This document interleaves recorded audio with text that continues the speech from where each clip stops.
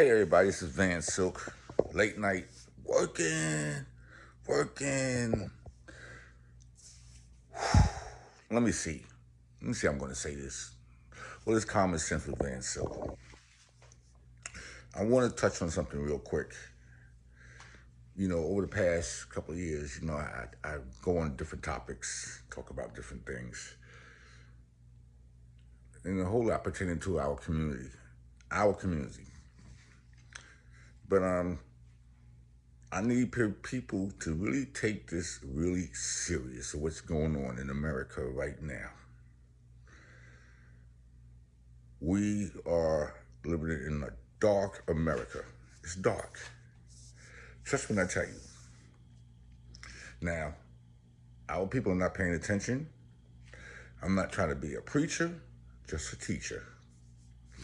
But let's just go back 65 years ago. 1960, we were called migrants. In the South, blacks were migrants, work in the field. Some were making $1, $2 a day.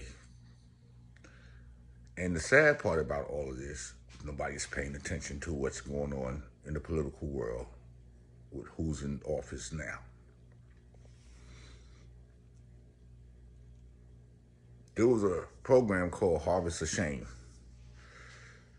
which I'm going to play again. And you're going to see what's happening today. What's happening in 1960. Now remember, they brought the Mexicans over. They call them from the Caribbean, to replace the blacks working in the fields. Yes. Now, I know as a young kid going down to my grandparents' house in Holly Hill, South Carolina, yes, I worked in the field.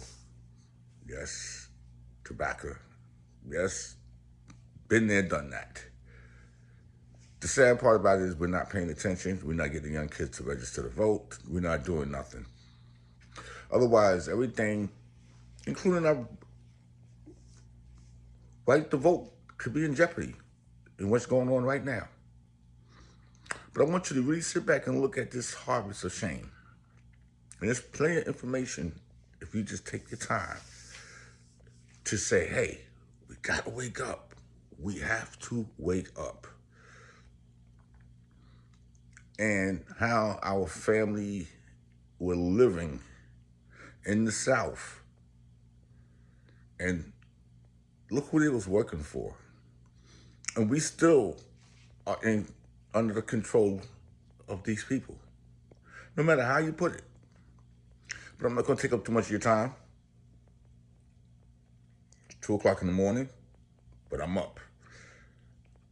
Harvest of Shame, I'm bringing it back. And I want you to really share it with your friends. Make sure you like Common Sense with Van Silk. There's going to be a lot of content going up. I'm pushing 2 to 3 contents a day. But right now, check out Harvest of Shame. Leave a comment, leave your opinion. Y'all have a blessed day today.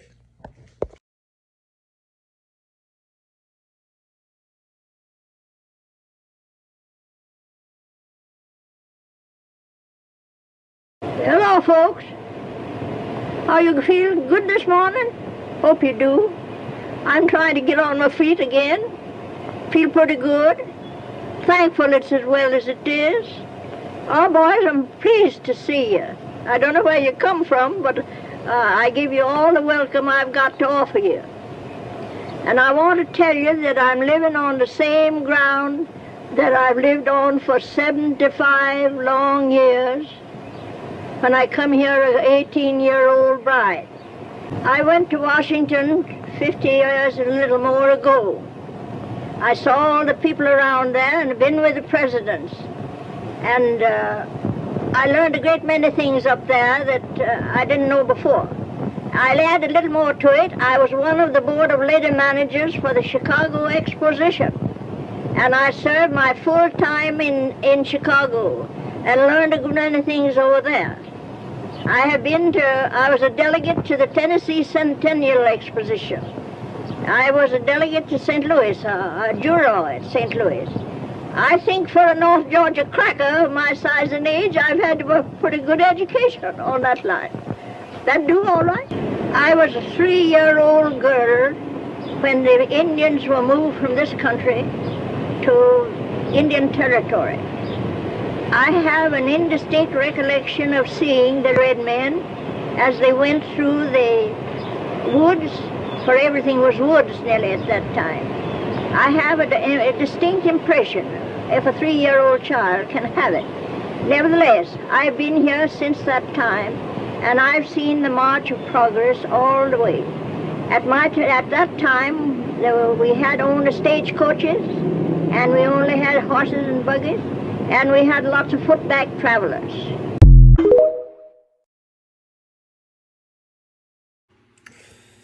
Good day, everybody. This is Van the Man with another episode right here, Black Culture Network. Minor elevation, the importance. Listen, today we're going to watch something called Harvest of Shame. It was a 1960 documentary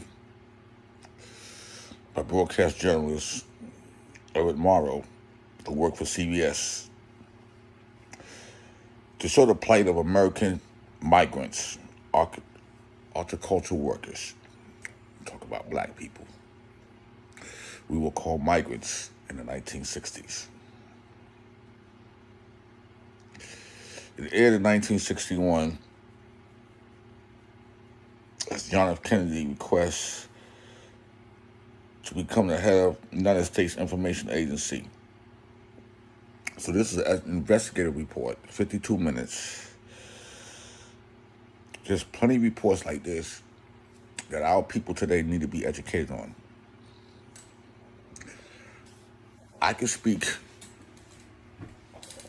and communicate and relate to what I watched in this documentary. Not only did it display the black families, also display the white families. It displayed a mother working in the field for 85 cents a day, picking beans. Displayed the different type of schools that the black kids went to as opposed to the white kids. We had the poor white families. Father had 5 sons and they had a loaf of bread and beans for dinner and they slept in the woods. Sometimes they considered these migrants traveling 1,600 miles just for a job. Pack people up in the truck like sardines.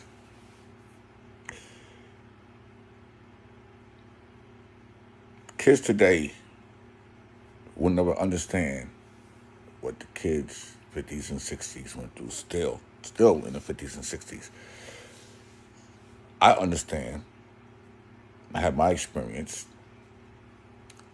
as a 10-year-old going down to visit my grandparents and aunts and uncle in Holly Hill, South Carolina, and living in the projects, and you go down to the house where your mother was born in 1937. Evidently, your grandparents lived there previous 20, 25 years previous, that I was introduced to no bathroom. Quickly got introduced to the water pump and chopping wood and chasing chicken and picking tobacco. And it gave me a respect for our ancestors in life. Our kids will never understand it because they didn't have to do nothing. They think what they do today is hard. There ain't nothing hard about what you do today. You make things hard. You know, if we sprung our arm, alcohol. It's like today they'll get a scratch and they just cry. They get a headache. They act like the world's coming to an end. My generation is the last generation of everything that increased the world, technology-wise, everything. Those born within the generation of computer and technology. Black inventors that a lot of our people don't know about. But this is Van Silk right here. I'm trying to create the Black Culture Network to educate our people. I wish you'd sit down, watch 52 minutes, Harvest of Shame. Have your kids watch so you can get an in-depth look about what it was like. This was just in 1960. 64 years ago. If you're 40, it was 24 years prior to you being born. Think about it. Go check out the Harvest of Shame. Leave a comment. Leave your opinion. Make sure you subscribe to my channel on rumble.com, the Black Culture Network. And check me out on YouTube. Nottingham House with Van Silk. And y'all have a blessed day. And let's continue on to Black excellence. Over here, 7 cents. All day, John. Over here, 7 cents today. We're paying today. We're paying more than anybody in town. 7 cents, heavy today. 70 cents today. Here's 70 cents. 70 cents all day jumping. All I can do is advise you. 8 cent a box, and you guarantee you if you pull today and we pull what we got to pull today, you'll have $11 in your pocket. This is not taking place in the Congo. It has nothing to do with Johannesburg or Cape Town. It is not Nyasaland or Nigeria. This is Florida. These are citizens of the United States, 1960. This is a shape-up for migrant workers. The hawkers are chanting the going peace rate at the various fields. This is the way the humans who harvest the food for the best-fed people in the world get hired.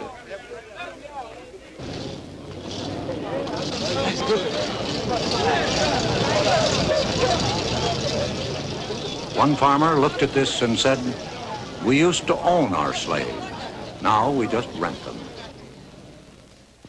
The Secretary of Labor looked at the migrant plight and said, I think they're the great mass of what I've called the excluded Americans. They are people who cry out, the workers and their children and their wives, who cry out for some assistance, and whose plight is a shame. It's a shame in America. The president of the American Farm Bureau Federation, the largest farmers' organization, says, I think that most social workers would agree that it's better for a man to be employed, even if his capacity is such as to limit his income. And we take the position that it's far better to have thousands of these folks who are practically unemployable, earning some money, doing some productive work for at least a few days in the year. this is an American story that begins in Florida and ends in New Jersey and New York State with the harvest. It is a 1960 Grapes of Wrath that begins at the Mexican border in California and ends in Oregon and Washington. It is the story of men and women and children who work 136 days of the year and average $900 a year. They travel in buses. They ride trucks. They follow the sun. Well, I don't know. It don't look like we'll ever get ahead. I guess we'll just have to keep going till we can find something better. A minister named Cassidy, who works with them, says, they are just as bad as the slaves. Only on name they are not a slave, but in the way they are treated, they are worse than the slave. And somebody has to make thousands of dollars out of his sweat. Is that a slave or not? they are the migrants, workers in the sweatshops of the soil, the harvest of shame.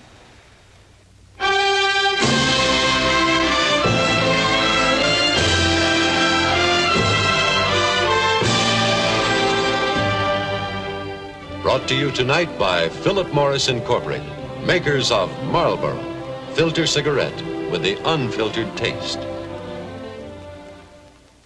Now, Edward R. Murrow. This is CBS Reports, Harvest of Shame. It has to do with the men, women, and children who harvest the crops in this country of ours, the best-fed nation on earth. These are the forgotten people, the underprotected, the undereducated, the underclothed, the underfed. We present this report of Thanksgiving because were it not for the labor of the people you are going to meet, you might not starve, but your table would not be laden with the luxuries that we have all come to regard as essentials. We should like you to meet some of your fellow citizens who harvest the food for the best fed nation on earth. David Lowe talks to Mrs. Doby, 34 years old, mother of 9 children.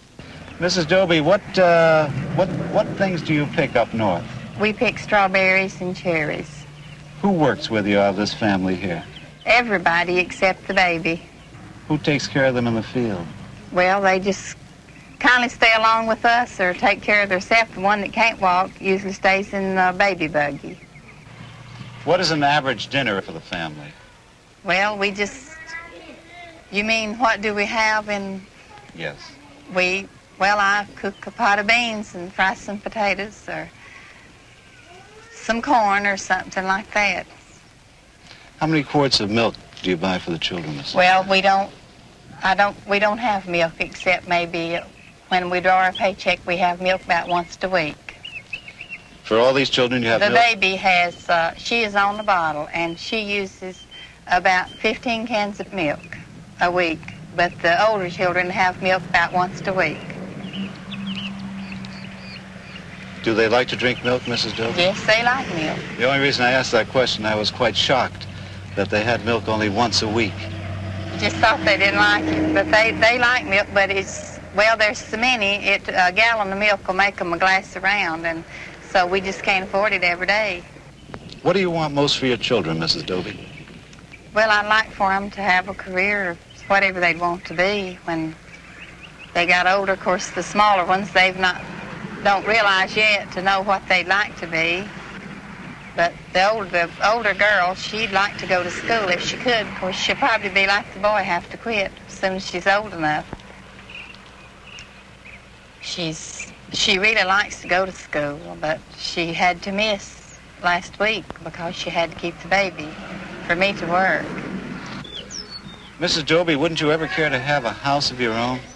I'd like to have a house. If we plan to buy one, if we could ever get enough to pay down on one, we'd buy one. Do you think this will ever happen? Well, it don't seem like it. This is Belglade, Florida, where the Exodus has its beginning every year.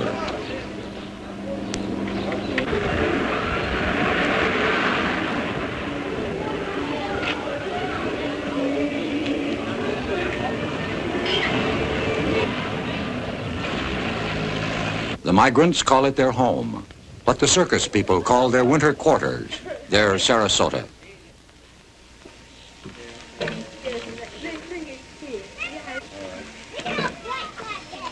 Charles Goodlett, chief of police of Belglade, says, the problem that we have now are the ones that come here that don't have the money to rent a room. They'll sleep around the bars, in the grass, in the packing houses, around the lake area, in the parks, any place they can find to sleep, to rest for a few hours. They come here with one thought in mind, is to survive till the end of this season and save enough money to get to the next state, going north. From towns like this throughout Florida and throughout the South, the 2 to 3 millions move out on their annual migration, which ends in late November.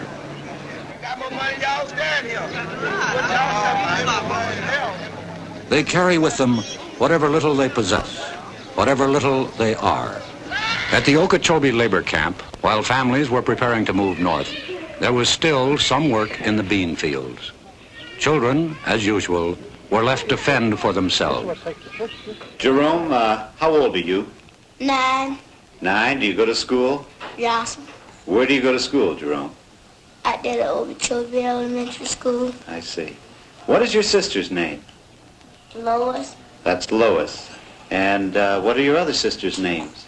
Catherine and Beulah. Catherine and Beulah. What happened to your foot, Jerome? dig a nail in out there by the wash house. So you drove a nail in out by the wash house. What did your mother do for that? She put some alcohol on it Where do you sleep, Jerome? in his bed. You have this big bed? Yes, What happened? How did you get that hole in that bed there, Jerome? the rats, The what? rats. Now, Jerome, you are taking care of Kathy, of Beulah, and Lois. Yes, Now, are you going to give them lunch today? yes. What are you going to feed them? I don't know. Do you have any food here to give them? Yes, I see. What time does your mother come home? I don't know. The following day, Aline King, the mother of Jerome, Kathy, Lois, and Beulah, again was picking beans. Aileen King, I saw your children yesterday at the Okeechobee camp. Why didn't you put them in the nursery? I don't make enough to pay for it. How much does it cost to put them in? 85 cents. 85 cents. That's right. Aileen, what time did you come out the field this morning? 6 o'clock. What time would you get home? About 3:30, 4 o'clock. 6 this morning to 4 o'clock this afternoon. That's right. How much did you earn? $1. $1? That's right. $1. Is that because the beans were of poor quality? That's right. Has this happened before? That's right. How much will your food cost you today? About $2. Aileen, how old are you? 29. How many children do you have? 14. How old were you when you first started working in the fields? 8. You've been working 21 years in the fields? That's right. Aileen, do you ever think you'll be able to get out of this kind of work? No, sir. All the migrants travel fourth class. If there is a privileged class, they ride in their own jalopy, in the best Jode family tradition.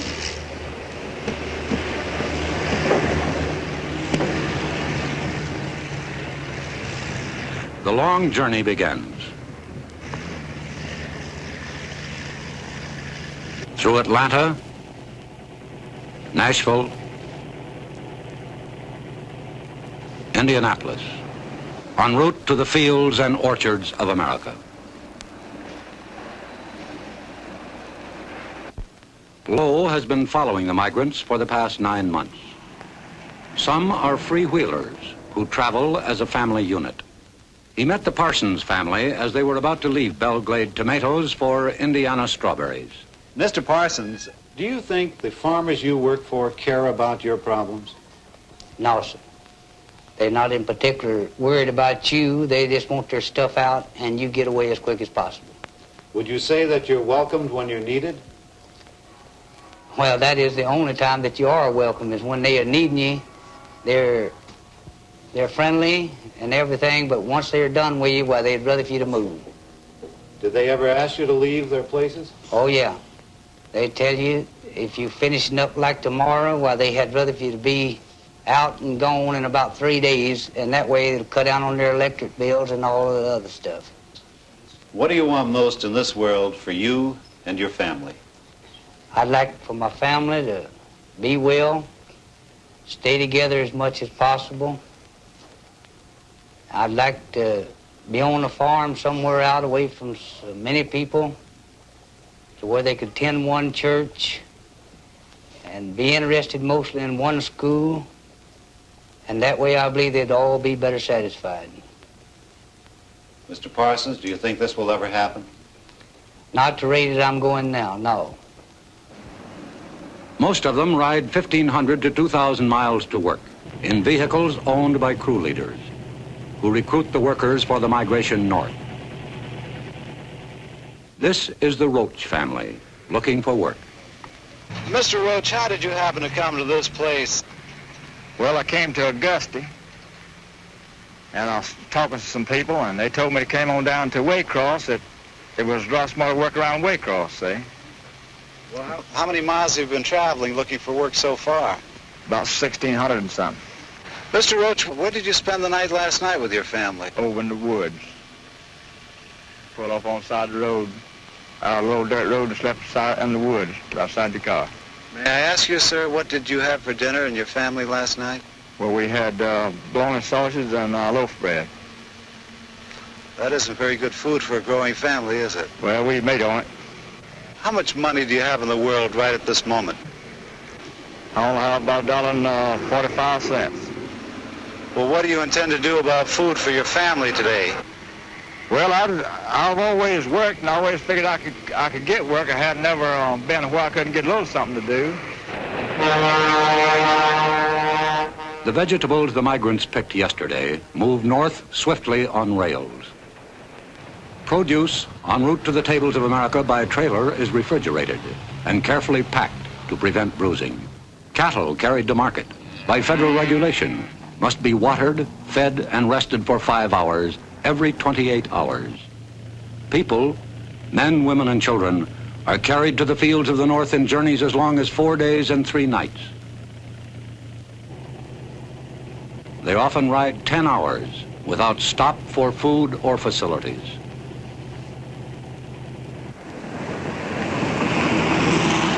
The first stop is normally at Yulee, Florida, 1 mile from the Georgia border, a checkpoint for farm labor leaving the state. Okay.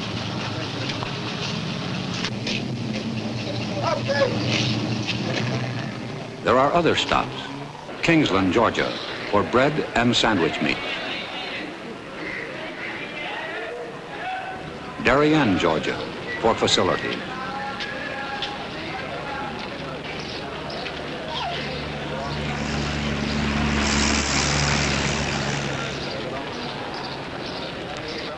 A roadside stop en route in South Carolina.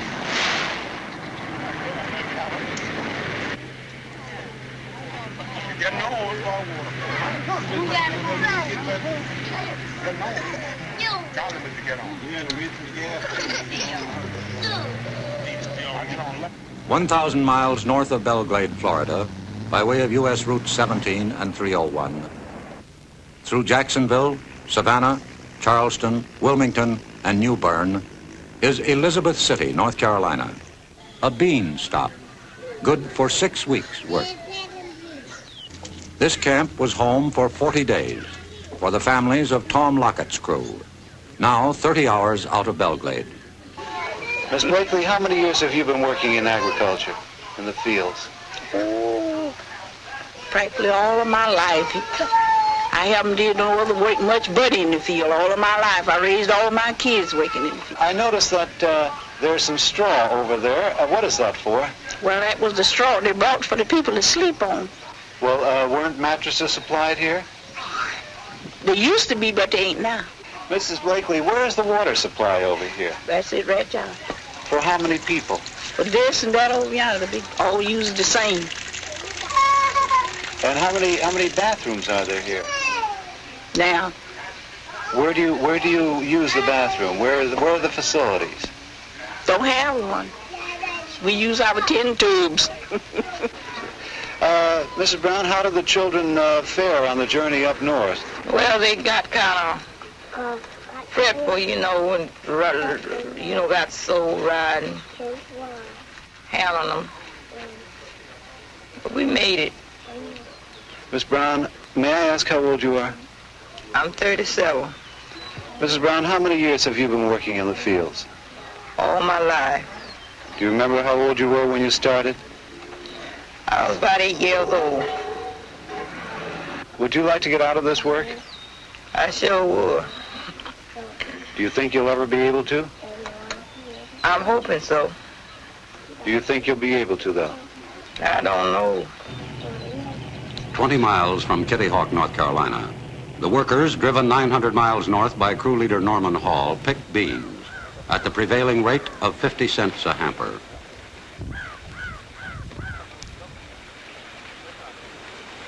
Lunch is not a picnic, whether brought from the labor camp or purchased at the open-air kitchen, or in a bottle, heated by the rays of the sun. In a survey in 21 states conducted by the National Council of Churches, the migrants themselves listed the evils of labor camp life. Bad housing, flies, mosquitoes, dirty beds and mattresses, unsanitary toilets, and lack of hot water for bathing. One employer of hundreds of migrant laborers was asked, are they happy people? Well, I guess they got a little gypsy in their blood. They just like it. A lot of them wouldn't do anything else. A lot of them don't know any different. That's all they want to do. They love it. They love to go from place to place. They don't have a worry in the world. They're happier than we are. Today, they eat. Tomorrow, they don't worry about. They're the happiest race of people on earth. Mr. Jones, do you think that the migratory laborer makes a living wage? They make a poor living. In other words, sometimes it's just like the farmer. Sometimes when things are good, when the yields are good and they can make good money, they make a good living. But take year in and year out from different seasons, different sections of the country, I'd say no, they make a poor living. There are days when beans are not ready for harvest, and that's one more day with no income. Ed King, a crew leader, hauled his workers to this camp at Powell's Landing, Virginia, where they worked 5 weeks pulling corn and picking beans. And when the fields have been stripped in North Carolina and Virginia, the trucks and buses again move north.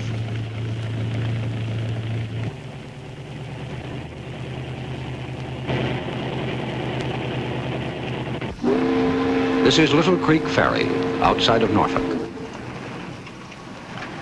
20,000 migrants are ferried to the fertile fields of the Virginia Cape and the eastern shores of Maryland and Delaware for beans, tomatoes, asparagus, and potatoes.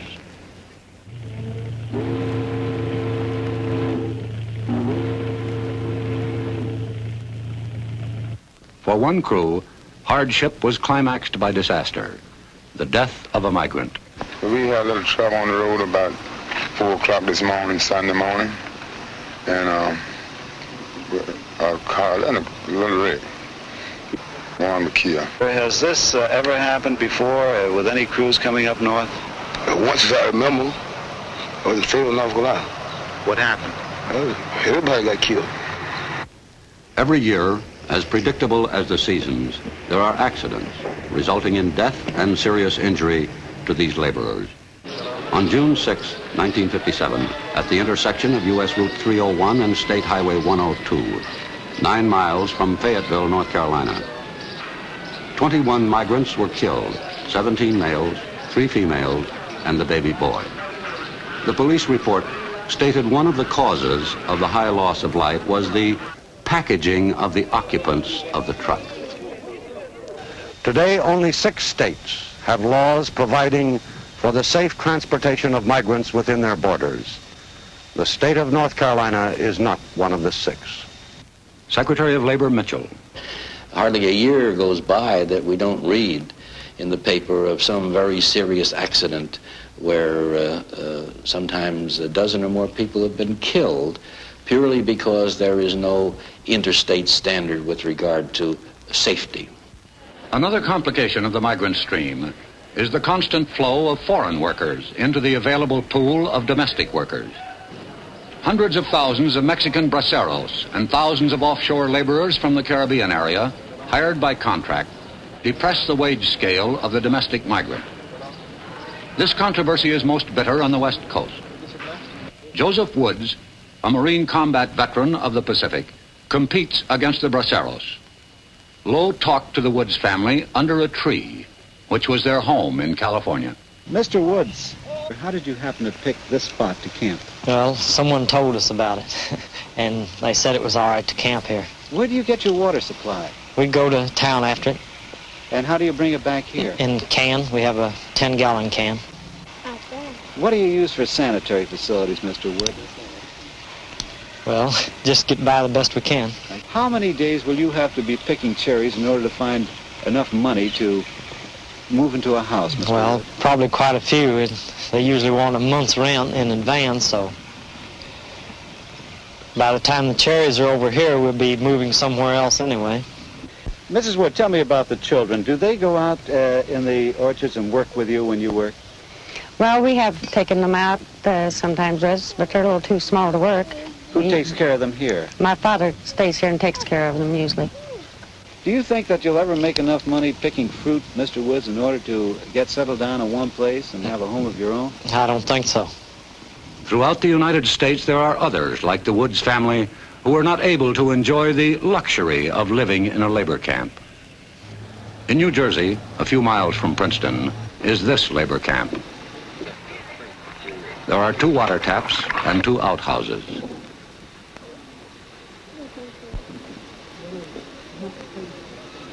Families live in 1 room, usually in 1 bed.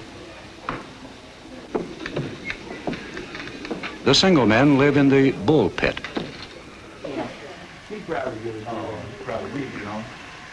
Their space, 1 bunk.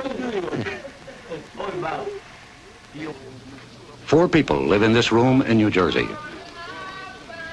A family of 6 will move into this room. Nearby, a trotting raceway has new stables for horses. They cost $500,000. At Cutchogue, New York, 300 migrants live in this camp owned and operated by the Potato Growers Association of Long Island. This is migrant housing, 90 miles from Times Square.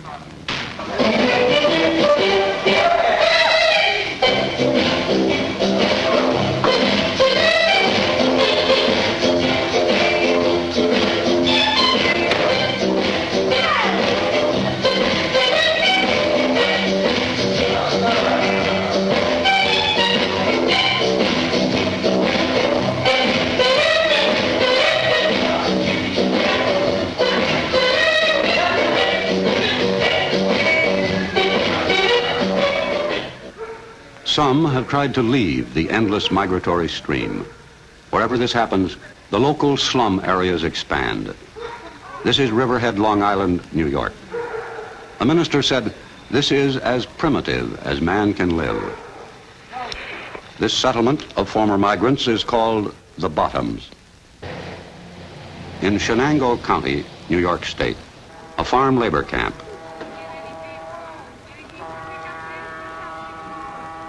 The ultimate goal of Ed King's crew, 1,257 miles from Belglade.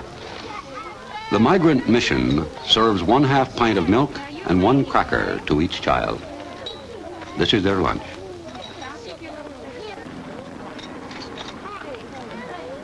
Their parents eat lunch in the field, sometimes 75 miles away.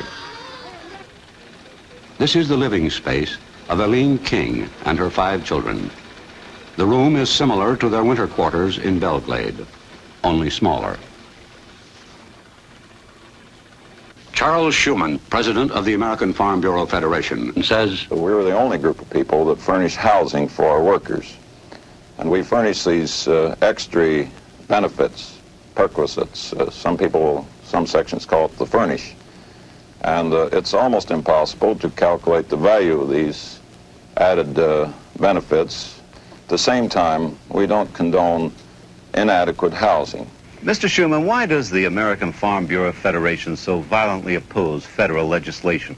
I think there'll be more rapid progress with state regulation than there will be with federal regulation.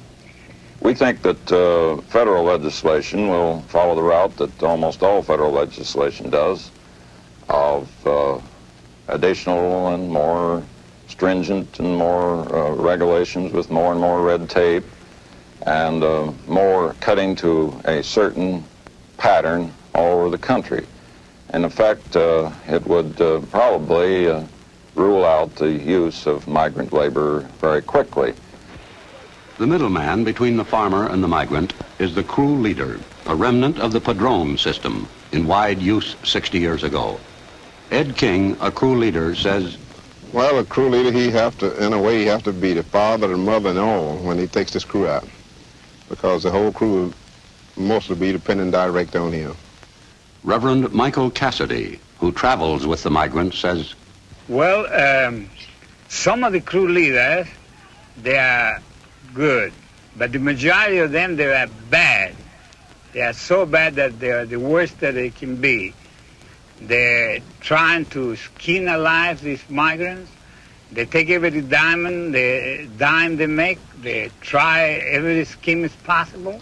For instance, they pay the owner, the grower, pay them 45 cents to pick a crate of tomatoes. And then they turn around, they pay the labor 12 cents at the most. And natural, they have 3 or 40 or 50 or 100 people picking tomatoes. He makes I know a man last year making here, right in here, $14,000, a crew leader. And all the men they left in here, and I met him in Alabama, they were broke. They didn't have a dime because they didn't make the money themselves. Everyone who knows anything about this situation agrees that the best hope for the future of the migrants lies in the education of their children. But for the children of migrants, education is not easy to come by. There are 600,000 of them. Most state child labor laws ignore farm children. And so far as the children of migrants are concerned, almost without exception, they leave school at the age of 16 forever. The United States Office of Education reports that the migratory workers have the highest rate of illiteracy in the country. Approximately 1 out of every 500 children whose parents are still migrant laborers finishes grade school. Approximately 1 out of every 5,000 ever finishes high school. And there is no case upon the record of the child of a migrant laborer ever receiving a college diploma. Only 6 states have summer schools for migrants. The New Jersey School Center is at Cranberry. Laura, how old are you? 11, 11. What grade are you in? in the 6th. 6th grade. Do you intend to go to high school, Laura? Yeah. What would you like to be? I like to be a teacher. What would you like to teach? I like to teach the 5th grade. What do you think about going to school here in Cranberry, New Jersey, Harriet? I like it. I like it. Well, good. Would you, do you have any idea what you want to do when you grow up? Be a teacher. Well, good. How old are you, Patricia Ann? 8. What grade? 9? What grade are you in? 4. Do you have any idea what you want to be when you grow up? Yeah. What's that? A nurse. Otis, what would you like to do when you grow up? Be a doctor. You going to be a doctor? Yes. What kind of a doctor, do you know? I think I'd rather be a dentist. A dentist? Cure teeth. Mrs. Christine Shack, their teacher, was asked about her pupils. Mrs. Shack, do your pupils, who are, most of them, children of migrant families, are they anxious to get an education? Terribly anxious, even more so than the child in the normal school year. Do they get any help from their parents as far as schoolwork is concerned? Usually you will find that the parents themselves are not educated. When we go out to enroll the children, oftentimes the parent will make an X and the person interviewing will have to sign it in order to get permission for the child to be enrolled in school. Mrs. Shack, how does this problem affect you personally? I think maybe I feel a bit of responsibility toward these children because I realize that we here in New Jersey reap the benefits of their parents' labor, and the children are suffering because their parents are here doing this. I saw one bright little girl. Her name was Laura Weeks. Will she really have a chance to continue her education? Laura is from a rural area in Florida, and she is from an exceedingly large family. In fact, I believe there are 8 or 9 girls, all girls in the family. They have been coming to New Jersey now for about 3 or 4 years, to my knowledge. Laura is one of my returning pupils. I've seen great progress from year to year in Laura. We've had her for 3 sessions. However, I think because of the family's financial conditions and the size of the family and the fact that she is in a rural area, that she probably will get no farther than upper junior high school or maybe complete high school with luck. What about Harriet Damon? Harriet, too, is from a very large family. There are 9 children in the Damon family. We have 6 of them here in the summer program. She is the oldest of the 9. I doubt seriously that Harriet will have an opportunity to advance her education. One can't help but have compassion for those who find themselves in such a condition. The federal government spends $6.5 million annually protecting migratory wildlife. This year, Congress failed to appropriate $3.5 million to educate migratory children. Senator Harrison Williams, chairman of the Subcommittee on Migratory Labor, was asked if state or federal legislation was the answer. Many aspects can only be successfully dealt with at a national level. For example, wages. We see states in competitive positions. They're reluctant to raise wages through legislation in their state because their farmers are competing with farmers in other states. And we see in education some states who have taken great strides. We can't expect states to do it alone when they know their neighboring state with whom their farmers compete are not doing anything. We know that just about everybody in this country has some federal support for adequate housing through FHA or whatever the program is, except the farm community. And the migrant farmer is the most poorly housed member of our society. Senator Williams, a Democrat, and Secretary of Labor Mitchell, a Republican, have called for legislation which will probably come before the next session of Congress. And only last week, President Eisenhower made the Presidential Committee on Migrants a permanent body. But the real problem is that there are many kinds of farmers and many kinds of crops.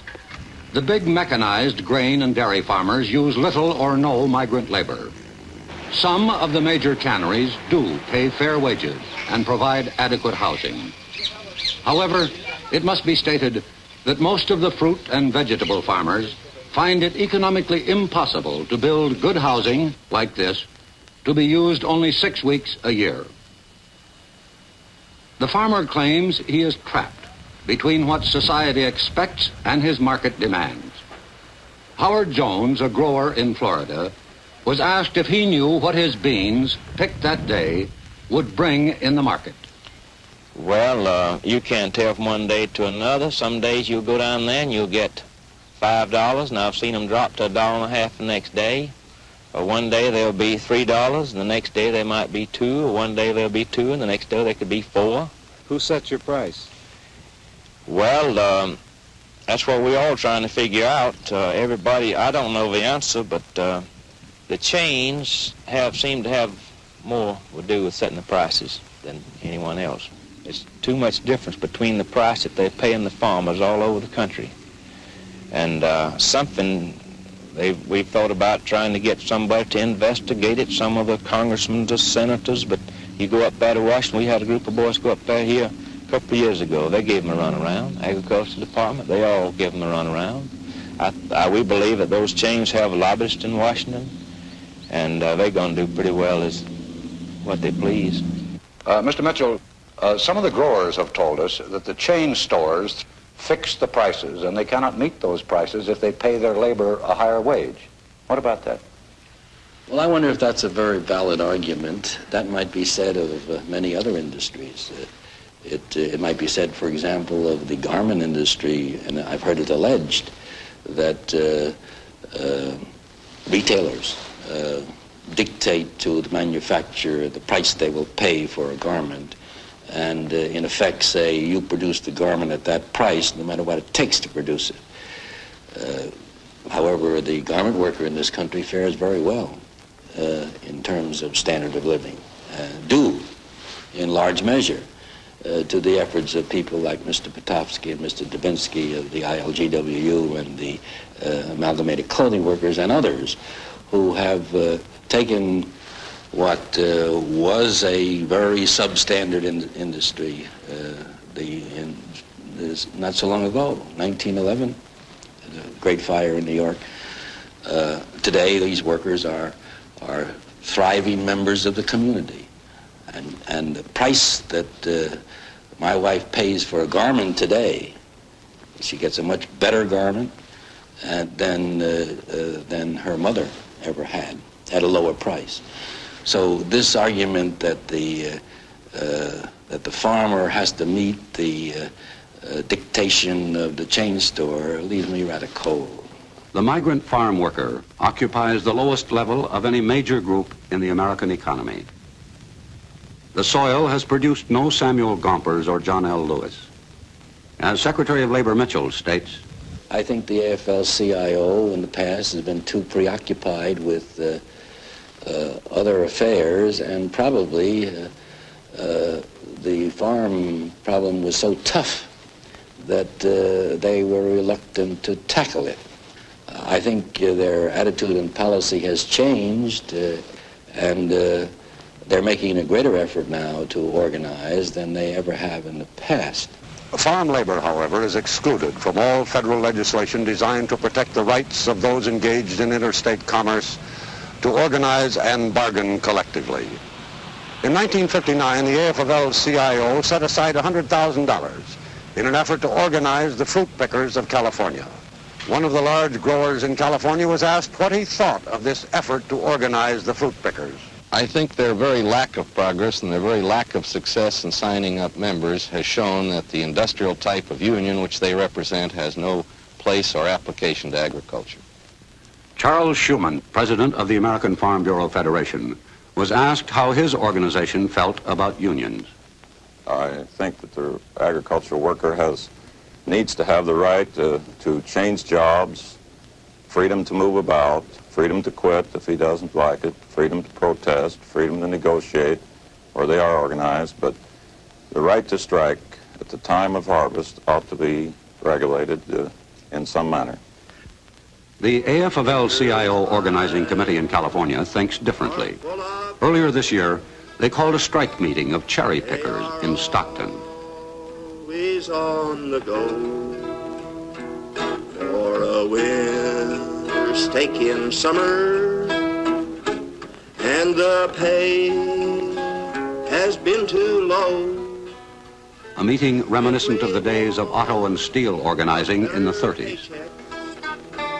We must stand as one or fail. Keep your hand upon the dollar and a dime for every pail.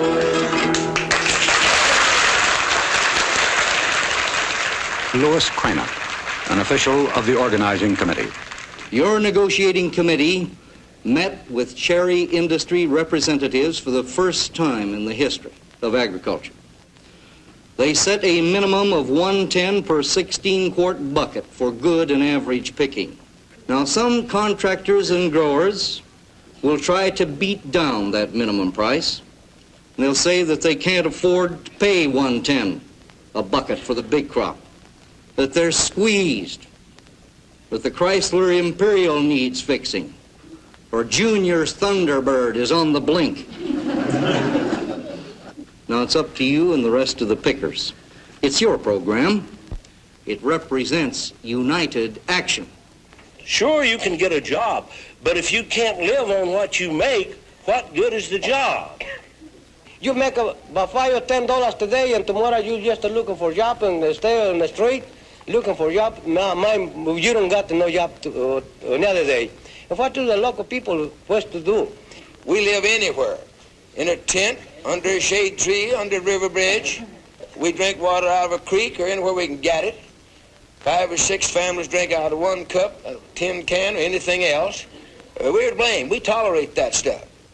If we stick together and say we won't do it, we won't pick your cherries until you give us some restrooms in the field for the ladies, some for the men, and some water fit to drink, we won't pick them. We get them. The fruits of the earth must be harvested to feed and sustain mankind. What have you to show for picking since the harvest has begun? We have barely made expenses, but we've set a going scale. Keep your hand upon the dollar and a dime for every pail. The question posed by thoughtful men is, must the 2 to 3 million migrants who help feed their fellow Americans work, travel, and live under conditions that wrong the dignity of man? Howard Van Smith, awarded a Pulitzer Prize for his series of articles on migrant labor in the Miami News, says this.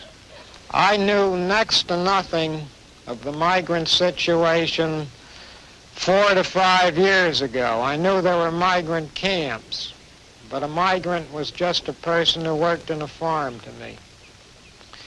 After seeing what I have, I am sure that I will devote the rest of my life to doing what little I can to help solve this problem. Secretary of Labor James Mitchell says, I feel sad. I feel sad because I think that it It's a blot on my conscience, as well as the conscience of all of us who are, whom society has treated a little more favorably than these people. They have no voice in the legislative halls. They certainly have no voice in Congress. And their employers do have a voice. Their employers are highly organized and make their wants and terms and conditions known to our legislators. I know of no greater pressure lobby, so-called, in Washington than the farm group. In all the matters in which I am interested in, I have been frustrated to a greater extent than in any other sphere of activity as Secretary of Labor in my inability to make any impact at all in terms of either regulations or law that would help the farm workers. And the pressures of the farm groups are tremendous. We guarantee to the farmer no loss in certain crops. There the farmer likes to participate in the government largesse.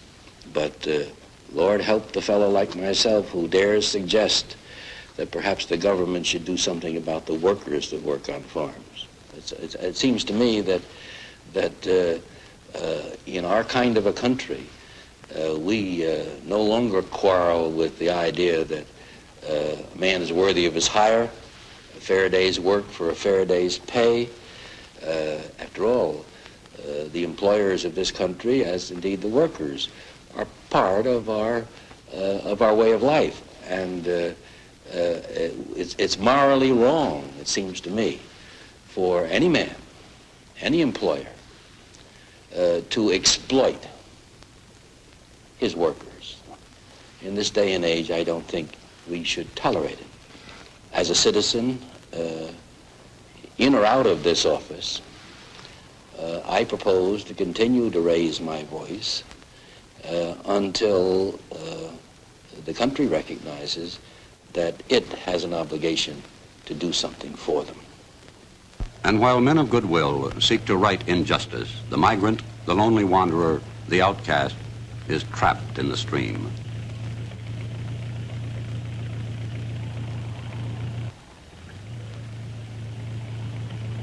Now it is November. The last of the laborers, in trucks, buses, and cars, approach the southern states to start the cycle all over again.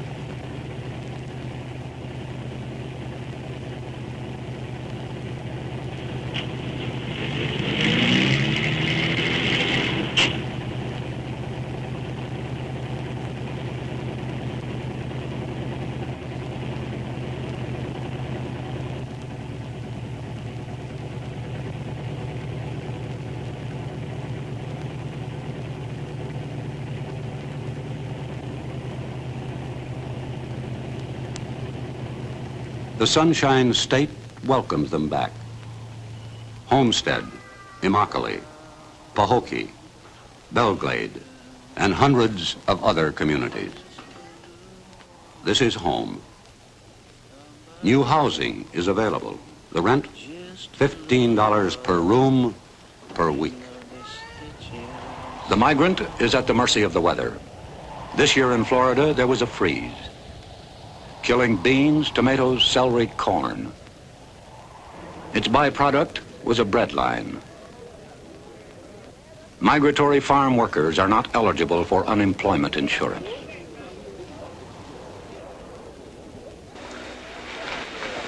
This happened in the United States in 1960. A line of humans waiting for a ration of tinned goods, milk and bread.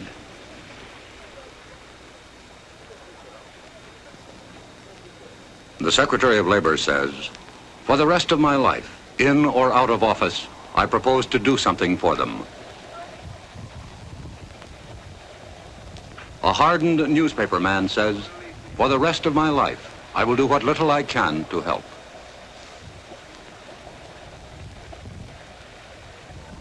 But perhaps Julian Griggs, a chaplain for the migrants, speaks for all of us. Is it possible to have love without justice? Is it possible that we think too much in terms of charity, in terms of Thanksgiving Day baskets, in terms of Christmas baskets, and not in terms enough of eliminating poverty. The migrants are back in Belgrade, winter quarters, after months of travel and work. One said he brought back $1.65, another said $6. Another said we broke even. We were broke when we left, broke when we got back. We asked them what they thought they could do to help themselves, and they said nothing. What can we do? Last week, a presidential committee made up of the Secretaries of Labor, Agriculture, Interior, and Health, Welfare, and Education made certain recommendations regarding the migrants. Here are some of them. Extend child labor laws to cover agricultural workers. Eliminate residence requirements so that migrants will be eligible for health, education, and welfare programs. A federal law requiring crew leaders to register, thus protecting migrants from exploitation. Extension of workmen's compensation laws to agriculture. New housing regulations. States to pay local school boards for the education of migrant children. There will, of course, be opposition to these recommendations. Too much government interference, too expensive, socialism. Similar proposals have been made before.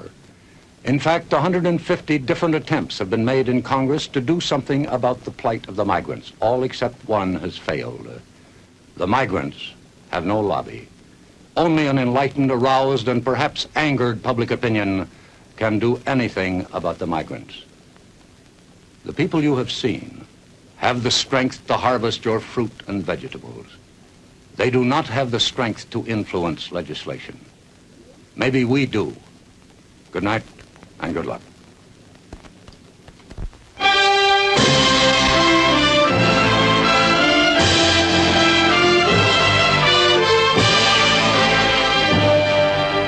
Harvest of Shame has been brought to you tonight by Philip Morris Incorporated, maker of Marlboro, filter cigarette with the unfiltered taste.